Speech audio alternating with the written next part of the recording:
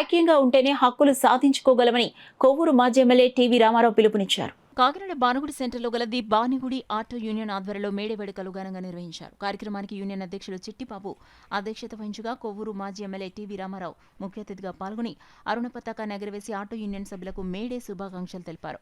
ఈ సందర్భంగా ముఖ్య అతిథి టీవీ రామారావు మాట్లాడుతూ సభ్యులంతా ఐక్యంగా ఉంటేనే మన హక్కులు సాధించుకోగలమన్నారు. ఈ కార్యక్రమంలో గౌరవ అధ్యక్షులు Nani, Seelapothuraju, secretary Mortha Arjunrao, treasurer Kamparaju, vice president Gurumurthy, joint secretary Nookaraju, పెద్ద సంఖ్యలో ఆటో యూనియన్ సభ్యులు పాల్గొన్నారు. యూనియన్ అయితే మందగానే యూనియన్లో ఉన్న సభ్యులు ఎవరిష్టాలు వాళ్ళు, దానికి అభ్యంతరం లేదు.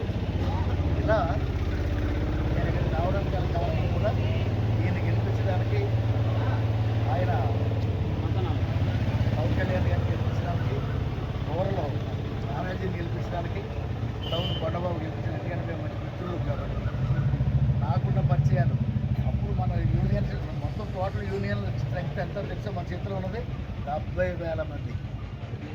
70,000 మంది స్ట్రెంగ్త్ ఉండేది. కాబట్టి అందరినీ అతిమాడడాలు లేవు, బెదిరించడాలే.